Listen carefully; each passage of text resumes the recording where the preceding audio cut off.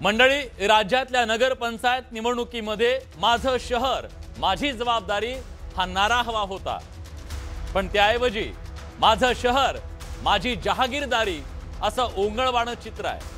स्थानिक स्वराज्य संस्थेची निवडणूक कार्यकर्त्यांची असते असं तोंडदेखलं सांगितलं जातं, पण प्रत्यक्षात काय? नेत्यांना काहीही करून पद आपल्या घरात हवंय। मग प्रश्न आहे, नेत्यांना कार्यकर्ते काय फक्त लढायला, झेंडे मिरवायला, अंगावर केसेस घ्यायला आणि सतरंजा उचलायलाच हवेत का? राज्यातल्या नगराध्यक्ष पदाच्या उमेदवाऱ्या तुम्ही नीट बघा। अनेक मंत्री आमदारांनी आपापली पत्नी, मुली, सुना आणि भावांना बहाल केली। नगराध्यक्ष पदासाठी मैदानात तेच आहे ज्या भाजपला घराणेशाहीचा तिटकार आहे असं सांगितलं जायचं, ती भाजपाही घराणेशाहीला शरण जात घराण्यांपुढे लोटांगण घालते। राज्यात जणू काही अनुकंपा तत्वावरची भरती प्रक्रिया सुरू आहे असं वाटावत चित्र आहे। थोडा आकड्यांमध्ये सांगतो, लोकसभेच्या 48 पैकी 24 खासदारांचा थेट कौटुंबिक राजकीय वारसा आहे, म्हणजे 50% इतकं प्रमाण आहे। विधानसभेच्या 288 पैकी सुमारे 110 ते 120 आमदारांचा थेट कौटुंबिक वारसा आहे, म्हणजे प्रमाण 38 ते 42% आहे।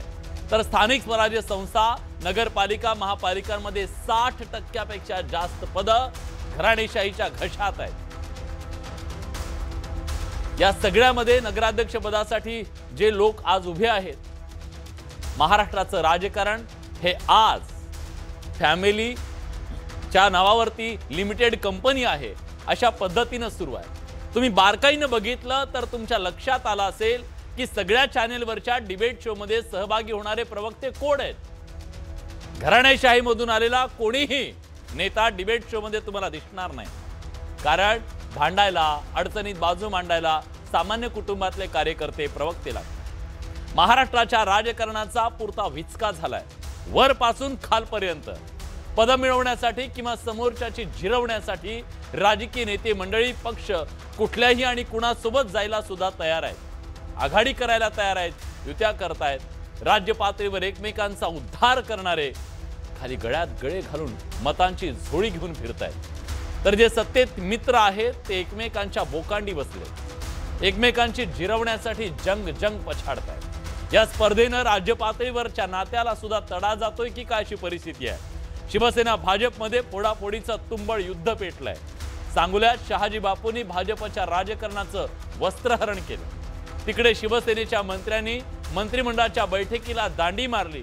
खरं तर ही निवडणूक वॉटर, गटर आणि मीटरची आहे, पण कुणाच्याच अजेंड्यावर शहर नाहीये। अजेंडा एकच आहे, काहीही करून सत्ता बळकट करायची आहे। या दोष फक्त नेत्यांचा नाहीये, मतदारांचा सुद्धा तितकाच दोष आहे। अनेकदा 1500 मध्ये आपल्या मताचा सौदा केला जातो, तेव्हा तो सौदा 5 वर्षाच्या त्या रस्त्याचा आहे, गटाराचा आहे, घाणीचा आहे, पाण्याचा आहे।